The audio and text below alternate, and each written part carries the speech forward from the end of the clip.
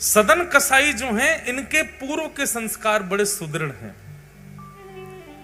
भले ही कसाई थे, लेकिन जब मांस तोलते थे ना तराजू पे, तो भी हरि चिंतन करते हुए तोलते थे। और सबको पता है, प्रसिद्ध है कि वो एक जगह बाट नहीं रखते थे, पत्थर रखते थे। उन पत्थरों में गलती से शालिग्राम भगवान थे, शालिग्राम भगवान से ही तोलते थे मांस को। एक दिन एक संत वहां से जा रहे थे और उनकी दृष्टि अचानक से वो तराजू पर पड़ गई। बहुत ध्यान से सुनिए सब लोग, बहुत सुंदर कथा है सदन कसाई की। तराजू में पड़े भाई जब शालिग्राम जी दिखे, नाक पे ऐसे कपड़ा रख के निकल रहे थे, और एक बार तो निकले, फिर उन्होंने सोचा ये शालिग्राम जी तो नहीं है। लौट करके वापस आए, पुनः उसके तराजू की ओर देखा तो आकृति और आकृति में जो भाव था, वैष्णव को ना देखते ही पता चल जाता शालिग्राम जी हैं कि नहीं। मैंने कई घरों में देखे हैं, पेंटेड शालिग्राम जी होते हैं जो बिल्कुल ही सिलपिल्ले जैसे हों, बिल्कुल ही सपाट महाराज, बिल्कुल ही ऐसे चिकने कि कोई उनमें बिल्कुल भी हल्का सा भी कोई अंश ऐसा ना दिखता हो मानवों के तन जैसा।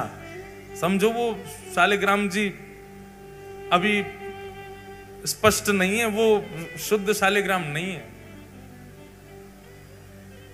शालिग्राम जी का तो रूप बिल्कुल जैसे मानव की त्वचा का स्पर्श होता है ना, ऐसा स्पर्श होता है शालिग्राम जी का। देखते ही संत पहचान गए तो शालिग्राम जी। उन्होंने कहा राम राम राम राम। अरे पाप तो तुम करते ही हो मांस बेच करके, ऊपर से शालिग्राम भगवान को तुमने जो है बाट पर रख रखा है तोलने के लिए मांस। तेरे हाथ पांव जोड़ रहे भैया, इनको हमको दे दो, हम इनकी सेवा करेंगे। सदन कसाई घबरा गया, बोले मुझे नहीं पता था ये भगवान है, आप इनको ले जाओ। और संत उनके यहां से शालिग्राम भगवान को ले गए, पंचामृत अभिषेक कराया, चांदी के सिंहासन पर सुंदर तिलक आदि पधरा करके, इत्र आदि लगा करके, माला पधरा के श्री शालिग्राम भगवान को विराजमान किया। 56 भोग लगाए शालिग्राम भगवान के। आरती पूजा करने के बाद में रात्रि का समय दूध भोग लगा करके संत तो शयन में चले गए, ठाकुर जी को भी सुला दिया। संत के हृदय में बड़ी प्रसन्नता कि अब मैं ठाकुर जी को कहीं से रेस्क्यू करके लाया हूं, सही जगह आ गए अब ठाकुर जी। अर्धरात्रि का समय हुआ, ठाकुर जी स्वप्न में रोते भय आए, नेत्रों में अश्रुपात हो रहे हैं, उदास चित्त है। ठाकुर जी स्वप्न में आए संत के। संत कहने लगे, बोल भगवान आप इतने उदास क्यों हो, इतने अप्रसन्न क्यों हो? सिंहासन में कुछ कमी है? आपकी प्रसादी में कोई कमी छोड़ दी क्या? मैंने सेवा ढंग से नहीं की क्या? माला में सुगंध ही नहीं थी क्या? प्रसाद में स्वाद नहीं था क्या? क्या बात है ठाकुर जी, आप इतने उदास क्यों हो? ठाकुर जी नेत्रों में अश्रु भरे और संत से कहते हैं, मोकु सदना की याद आ रही है, मोकु सदन की याद आ रही है। संत उठ करके बैठ गए और ठाकुर जी से कहने लगे, जय जय।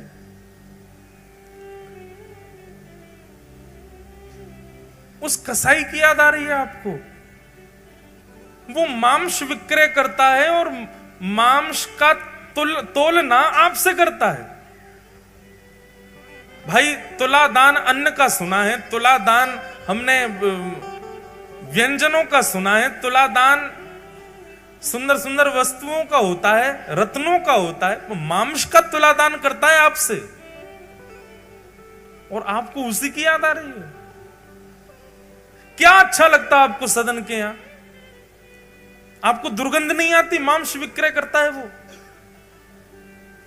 ठाकुर जी कहते हैं वो सब बात अलग है कि मांस विक्रय करता है, जैसा भी है, जो भी उसके गुण संस्कार, उसका जो भी कुछ है, वो सब बात एक अलग है। पर जब वो तराजू उठाता है ना, और तराजू उठाते ही जैसे ही मैं लुढ़कता हूं इधर उधर, वो लुढ़कने में मुझे बहुत सुख मिलता है। उसके उसके तराजू में लुढ़कने में जो सुख है ना, वो सुख तो ब्रह्मांड में नहीं है, वो सुख तो वैकुंठ में भी नहीं है। मुझे उसके तराजू में लुढ़कने में बहुत सुख मिलता है। और मैं जब लुढ़कता हूं तो वो मुझे देख करके जब प्रसन्न होता है ना, तो मुझे बहुत खुशी होती है। तो मुझे तुम वापस वहीं छोड़े आओ, मुझे उसी के पास रहना है। तो सदन कसाई के यहां ठाकुर जी को लुढ़कवे में सुख मिलता है। संत हृदय से लगा करके शालिग्राम भगवान को सदन कसाई के पास गए। सदन कसाई ने चरणों पर बोले, मुझे क्षमा कर दें, आपने जब से कल से बताया, मुझे नींद ही नहीं आई कि मैं कितना बड़ा अपराध कर रहा था। संत ने जाकर के कहा, सदन तुम कितने भाग्यशाली हो। बोले क्यों? पूरी बात बताई मैंने। तो ऐसे सेवा करके ठाकुर जी को बढ़िया व्यवस्थित किया। रात्रि में स्वप्न में ठाकुर जी आए और ठाकुर जी के प्रेमाश्रु छलक रहे थे। और ठाकुर जी कह रहे थे, मुझे तो सदना की याद आ रही है, मुझे तो उसी के पास रहना है। ये बात सुनकर के इतना रोए सदन कसाई, इतना रोए।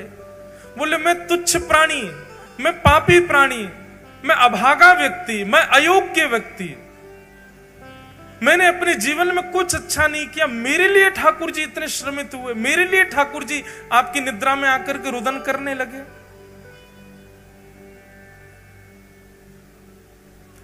सदन कसाई ने उसी क्षण अपनी दुकान आदि तो सब बंद कर दी, बेग बाग दी, सारा काम छोड़ दिया। बोले कि अब शेष जीवन जिस प्रकार ठाकुर जी मेरे लिए विरह आतुर हुए, अब मैं ठाकुर जी के लिए विरह आतुर हूंगा। ठाकुर जी को मेरे लिए विरह सहना पड़ा और विरह में अपना जीवन व्यतीत करने लगे सदन कसाई। कथाएं सुनते, नित्य श्रवण करते, कहां है नाथ, कैसे हैं नाथ, बस उसी विरह में रहते।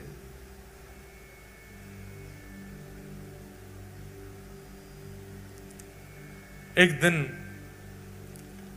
जिस गांव में सदन कसाई रहते थे, उस गांव की कुछ टोलियां जा रही थीं, जय जगन्नाथ जय जगन्नाथ घोष कर रहे थे। सदन कसाई ने पूछा, आप सब कहां जा रहे हो? बोले महाप्रभु श्री जगन्नाथ जी विराज रहे हैं उड़ीसा में, उनके दर्शन करने के लिए जा रहे हैं। सदन कसाई ने कहा, आपकी आज्ञा हो तो मैं भी चल दूं साथ में। सब जन बोले अब दो चारों ने तो हाँ किया, बाकी सब उसको हीन भाव से देखने लगे। ये तो कसाई है, ये तो ऐसा है, ये हमारे संग चलेगा, इसका स्पर्श होगा, पानी छू देगा, अन्न छू देगा, हम कैसे पाएंगे?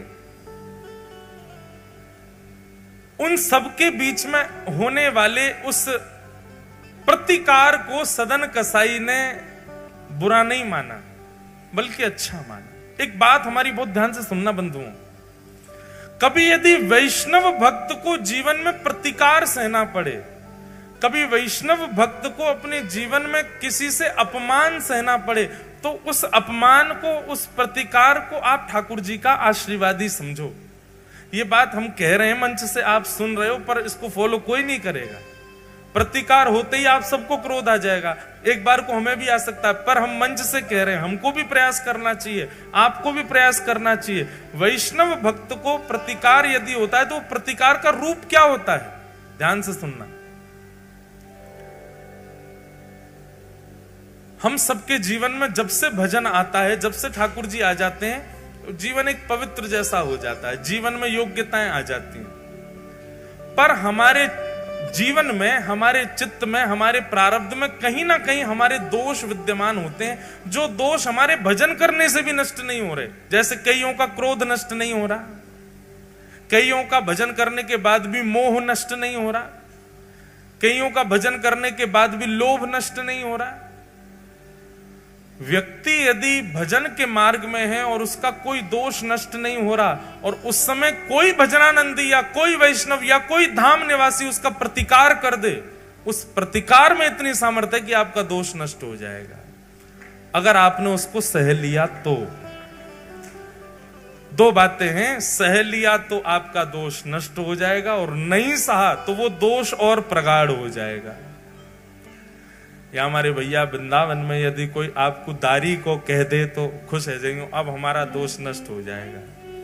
वृंदावन में कोई धक्का दे दे, जगन्नाथपुरी में कोई आपको कोहनी मार दे, कोई आपको गारी दे दे, धाम निवासी या भजनानंदी, तो अब समझ जाइयो कि आपका जो दोष अति भजन से नष्ट नहीं हुआ, वो इसके प्रतिकार से नष्ट हो जाएगा। बस उसको सह लेना। सम्मानम कलयाति घोर गरलम नीचपमानम क्षुधा श्री राधा मुरली रवो ब्रज सखे वृंदावनम मत्यज।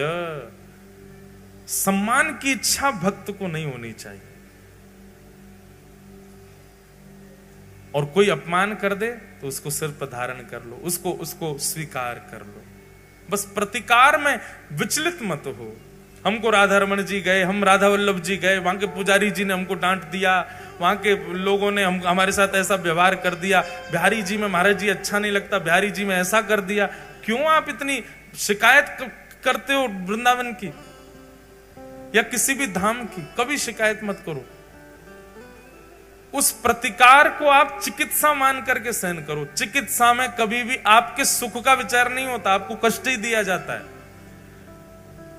इंजेक्शन लगने में कभी ऐसा अनुभव होता है कि नहीं नहीं ये तो बहुत अच्छा लग रहा है, ऐसा लग रहा है मखमली गद्दा छुपाया जा रहा हो? नहीं, आपको श्रम होगा ही। श्रम होता है, चिकित्सा तभी होती है। इसीलिए प्रतिकार को आप चिकित्सा मानो। सदन कसाई ने मन में विचार किया कि ये सब मेरा प्रतिकार कर रहे हैं, सब मेरी निंदा कर रहे हैं, इससे मेरे दोष ही नष्ट होंगे। मैं जगन्नाथ जी के पास जाने लायक नहीं हूं, पर ये मेरा अपमान करके मेरे दोषों को नष्ट कर रहे हैं ताकि मैं उनके योग्य बन जाऊं। ऐसी भावना। पूरी मंडली सब जा रही थी जगन्नाथ जी की जय जयकार करते हुए। अब जिस मार्ग पर सब वैष्णव चल रहे थे, सदन कसाई उस मार्ग को छोड़ के मार्ग से नीचे जहां पर कीट कंकड़ पत्थर और कांटे पड़े हैं वहां चल रहे हैं। बोले मैं इतना योग्य थोड़ी इनके पीछे चलूं।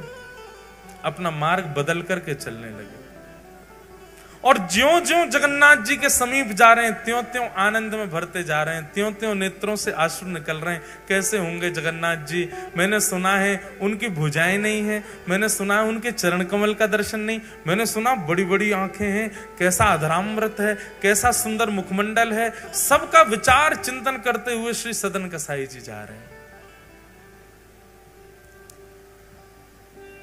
सदन कसाई एक नगर में पहुंचे और उस नगर में रात्रि विश्राम करने के लिए एक घर के बाहर ही दरी बिछा करके लेट गए। बहुत ध्यानपूर्वक सुनना। उस घर के भीतर एक परम सुंदरी महिला रहती थी, और सदन कसाई का रूप भी बहुत सुंदर था। ठाकुर जी परीक्षा ले रहे हैं, पहले प्रतिकार करवाया, अब परीक्षा ले रहे हैं। इतनी रुकावटें किसी को अगर धाम जाने में नहीं आती हैं तो समझ जाओ कि ठाकुर जी ने बुलाया हो नहीं है, जबरदस्ती जा रहे हो। ठाकुर जी बुलावेंगे तो उथल पुथल होती ही रहेगी। सदन कसाई लेटे हैं, और तभी अटारी से उस महिला ने सदन कसाई को देखा। उनका सौंदर्य देख करके महाराज आकर्षित हो गए। उसने सदन कसाई की ओर कुछ इशारा किया,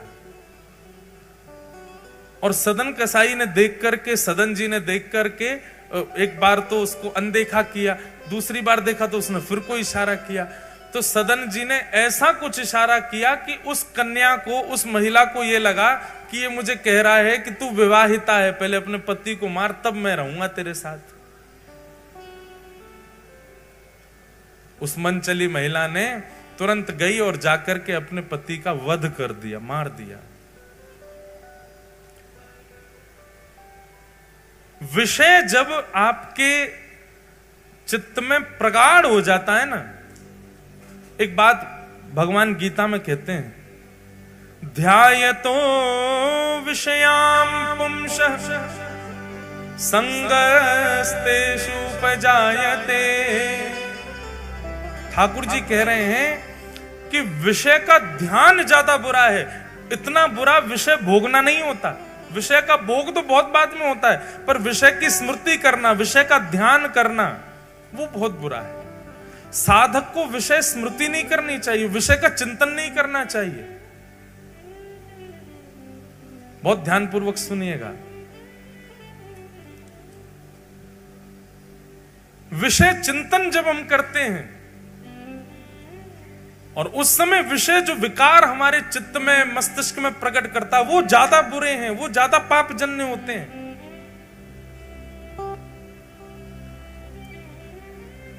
महिला के चित्त में वो विषय उत्पन्न हुआ, उसने अपने पति का वध कर दिया और वध करके बाहर आई और सदन कसाई से कहने लगी, तुम्हारी आज्ञा मान करके मैंने अपने पति को मार दिया। सब लोग इधर देखो, सावधानी से कथा श्रवण करो।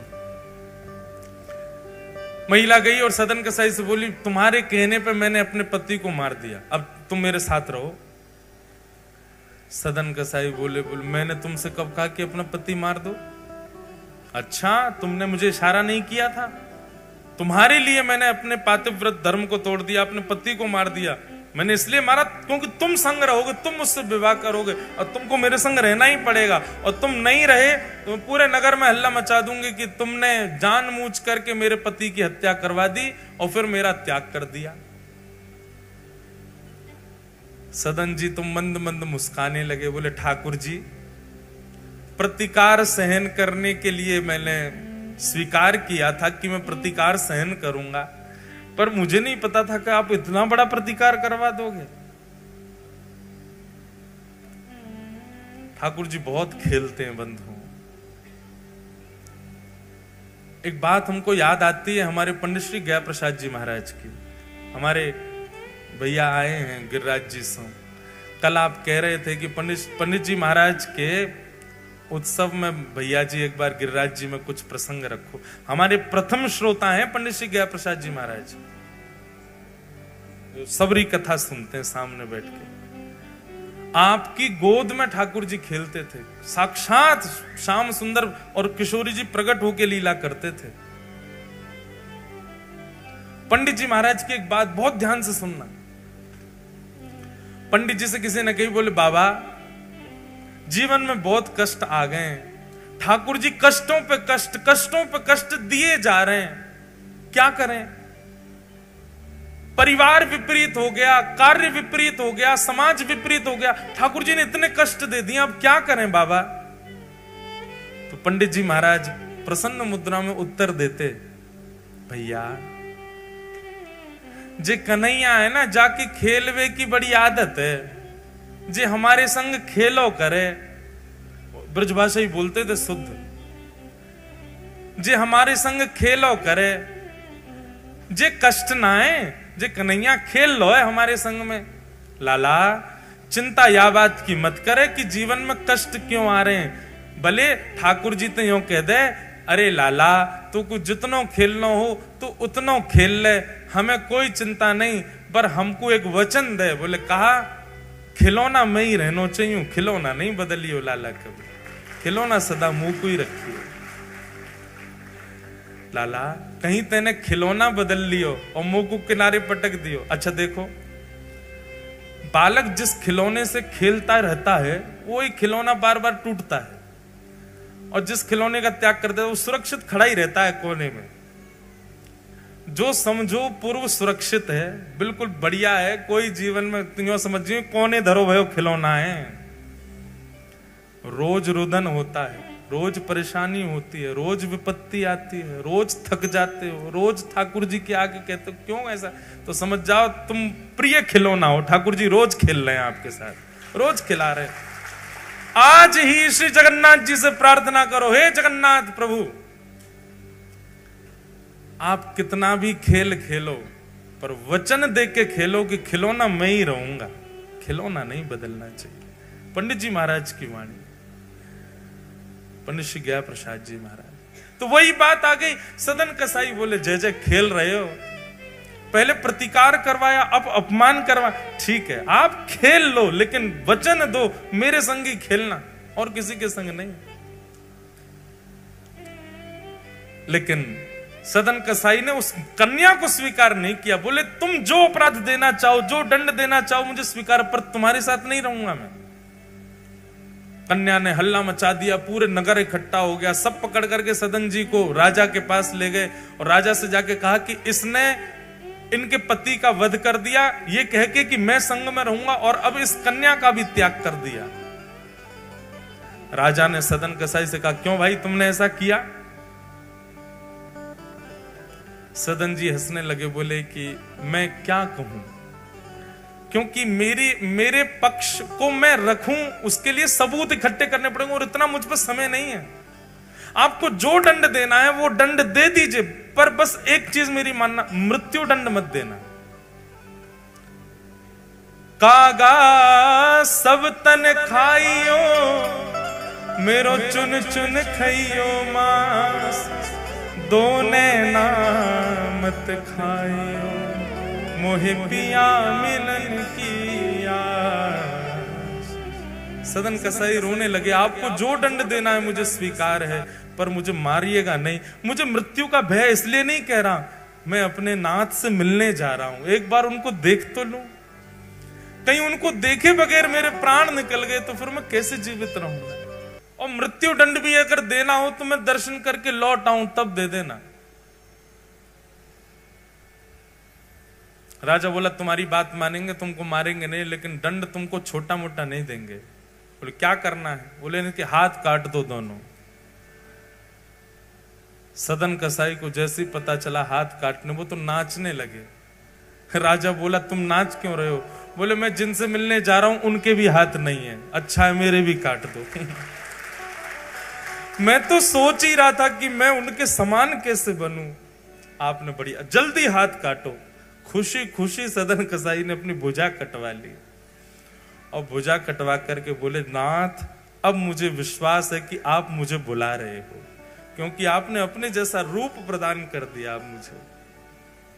हाथों से रक्त बह रहा है, कोई चिकित्सा नहीं हुई है, और सदन कसाई चल पड़े जगन्नाथ की ओर। रोते जा रहे हैं, बिलखते जा रहे हैं, गिर जाते हैं, चलते चलते इतनी कमजोरी आ गई है कि महाराज स्थिति वर्णन नहीं की जा सकती सदन कसाई की। जैसे ही नीलाचल धाम में प्रवेश करने लगे, सब वैष्णव जन चलते चलते अब दौड़ने लगे। बोले आ गया नीलाचल धाम, आ गया जगन्नाथपुरी धाम। देखो नीलाचल पर्वत पर कैसा सुंदर सुशोभित भगवान श्री जगन्नाथ जी का मंदिर। दूर से ही जगन्नाथ जी का मंदिर दिखने लग जाता है।